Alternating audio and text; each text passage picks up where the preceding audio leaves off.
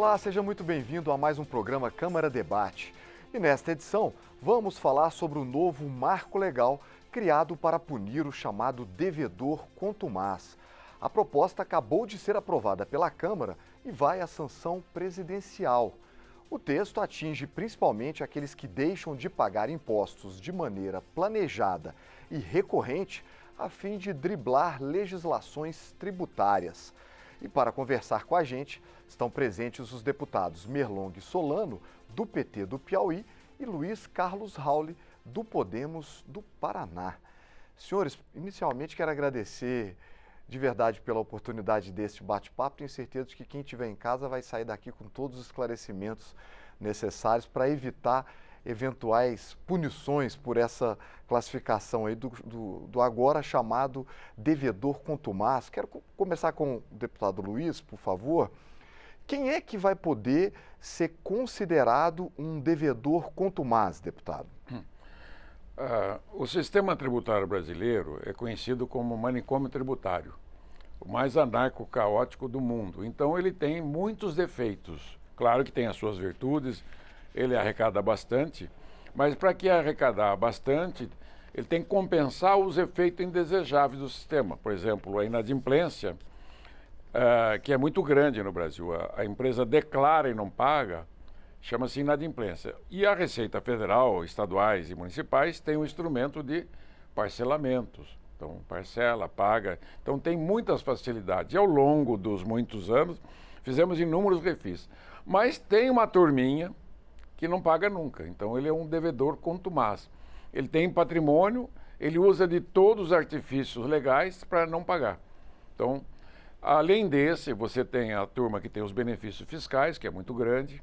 Você tem a sonegação explícita, aquele que nem declara e nem nunca paga nada, é o do contrabando, da contravenção, que é grande também.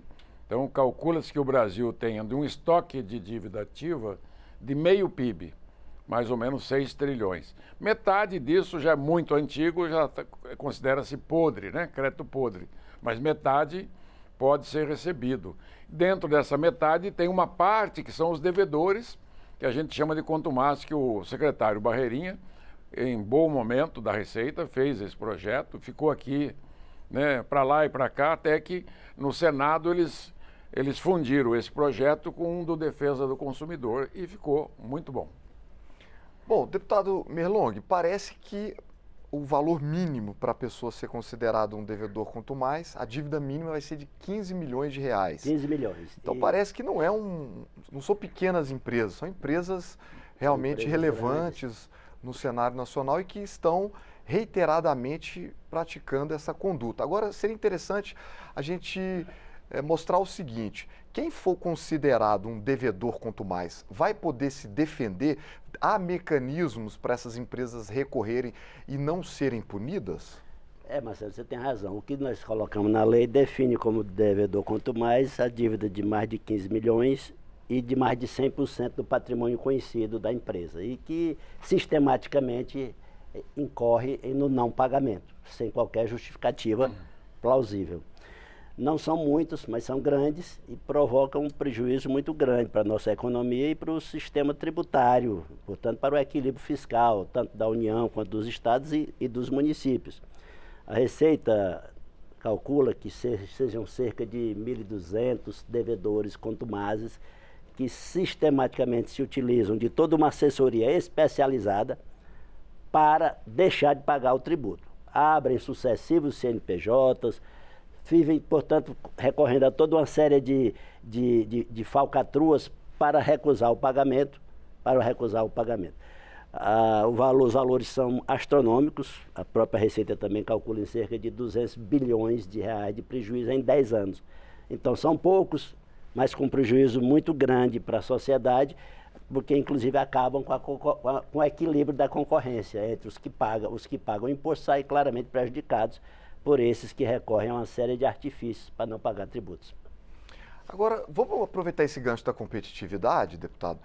Quer dizer, você percebe que há empresas que usam esse artifício como estratégia de ampliar os seus lucros, né? De forma irregular. Isso é muito prejudicial para o mercado? Como é que está a situação dos setores das empresas que estão enfrentando esses devedores contumazes? A rigor, esse devedor contumaz, ele é um criminoso.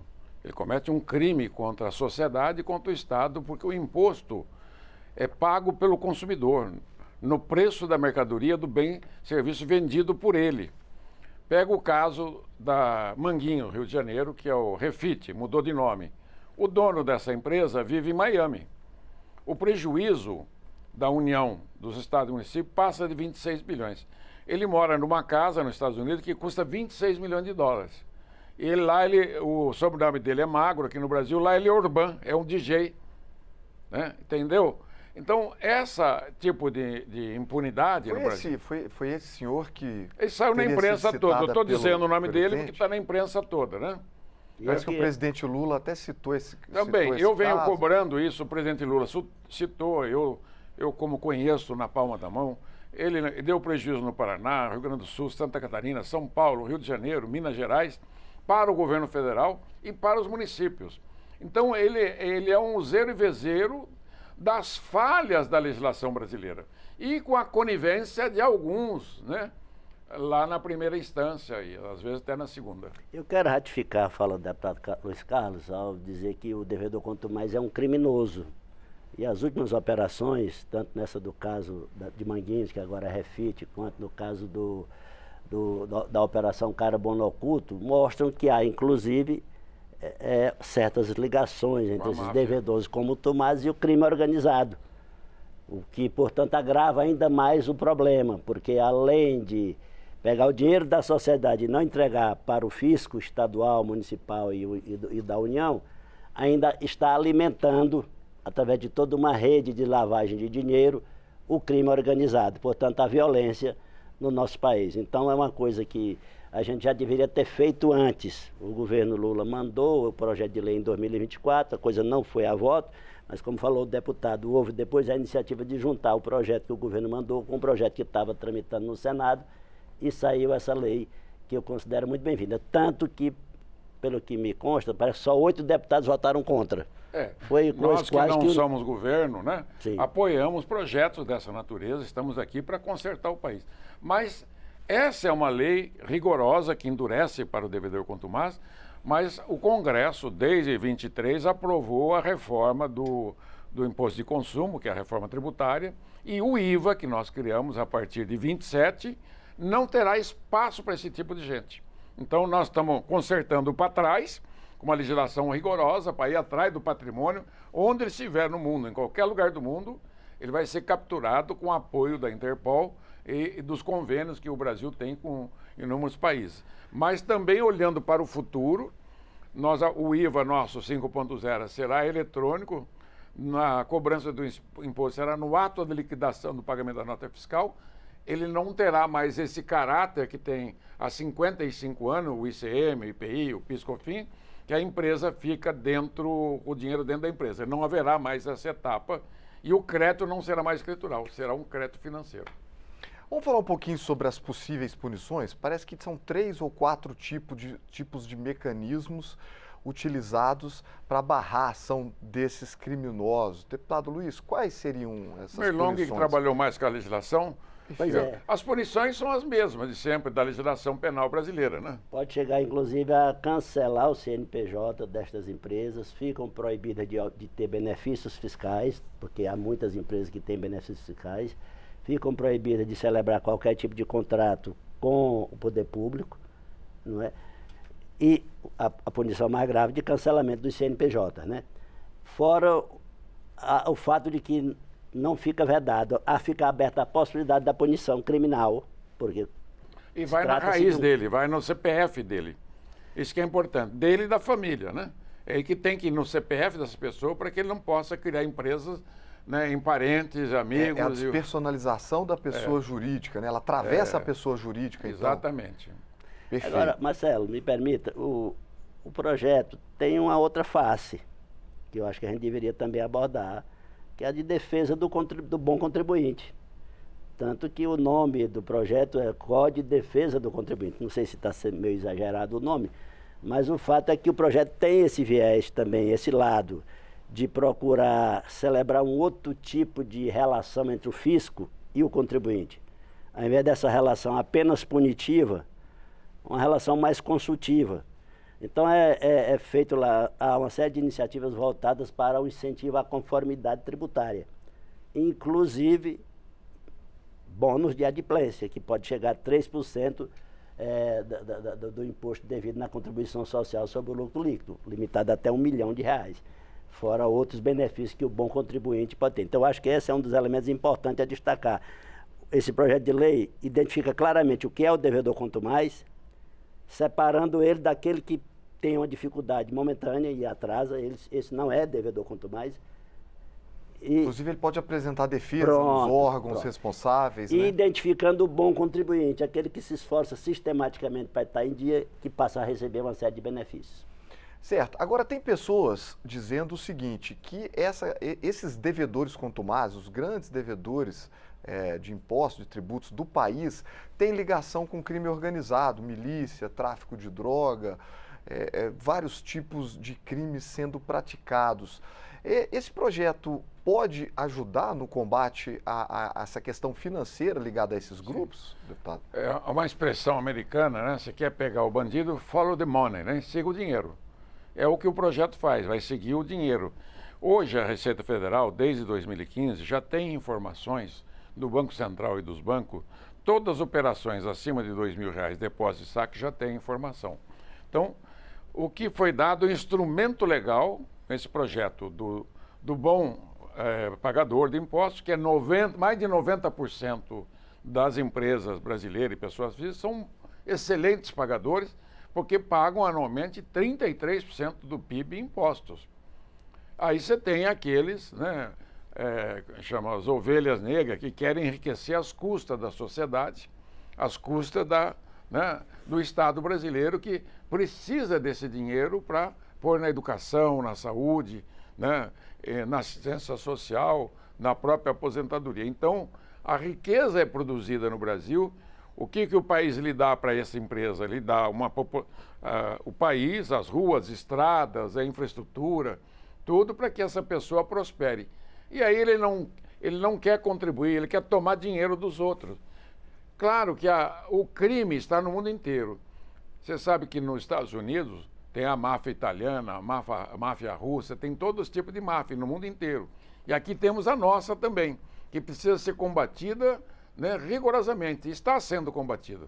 Né? Você falou do escândalo do carbono oculto, que pegou várias fintechs, né, que aí endureceu a legislação. Mas essa é uma falha também do Banco Central das fintechs, né? Ele que tem que regular isso aí. Agora ele está regulando a exagero, né? Mas tudo tem que ter um meio termo, que a luta contra o mal é uma luta eterna.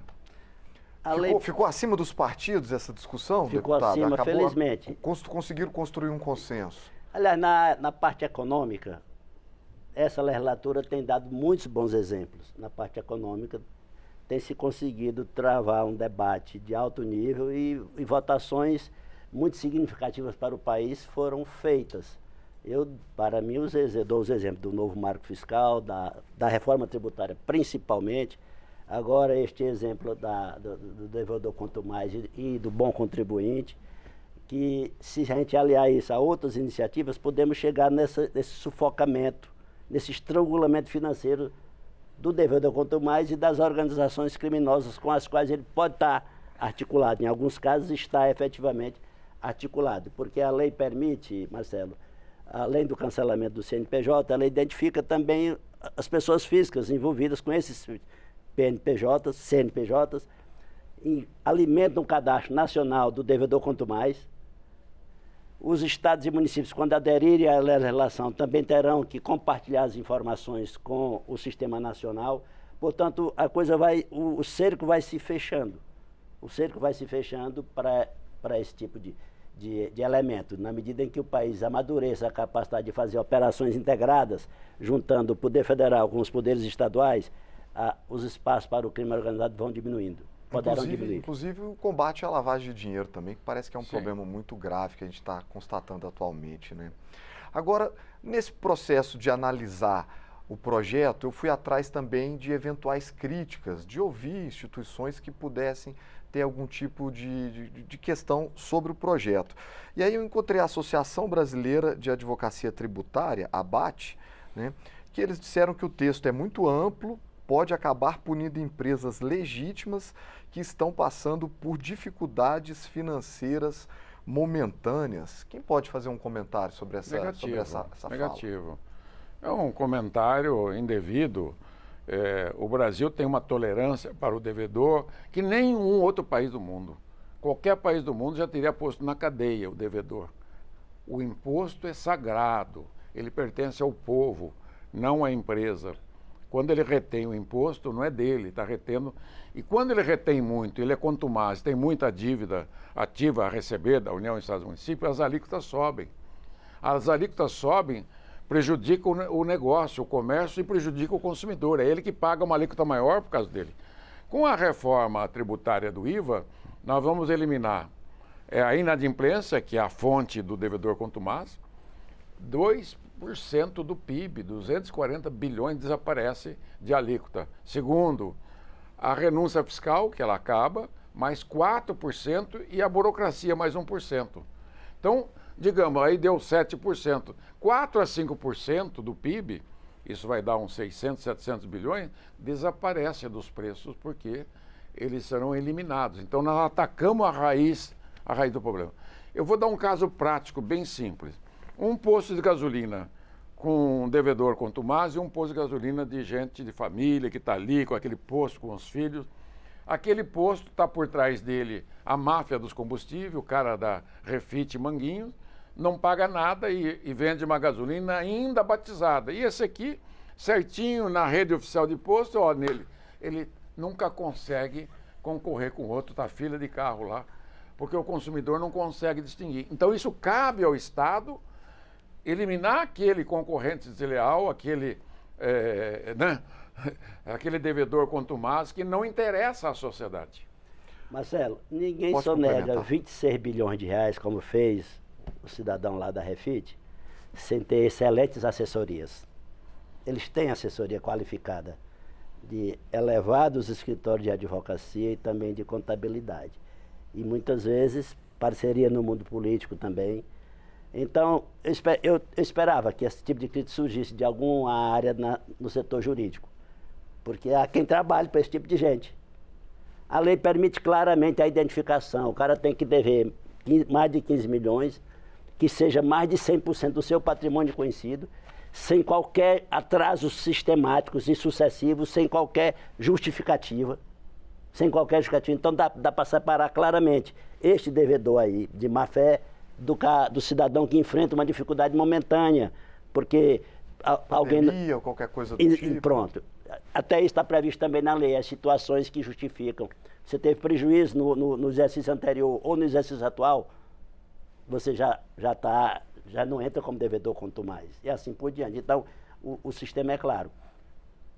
E como disse o deputado, precisa endurecer na parte tributária no país. Esse dinheiro pertence à sociedade.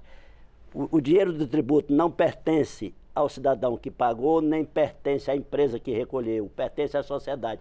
Sem tributo, não há sociedade moderna. Sem tributo, não há sociedade moderna. A gente voltaria para o tempo da Idade Média. É o caos. O caos. Eu tenho duas notícias para esse tipo de advocacia. Uma muito boa e uma muito ruim. A muito boa, que o contencioso no Brasil e a inadimplência e o contencioso tributário, segundo o INSPE e os dados da CNJ e da Receita, tem 75% do PIB. Isso dá 9 trilhões. Então eles terão nos próximos 10 anos 9 trilhões para debater com a União, Estados e Municípios. Eles têm um potencial de honorário de 1 a 2 trilhões ali.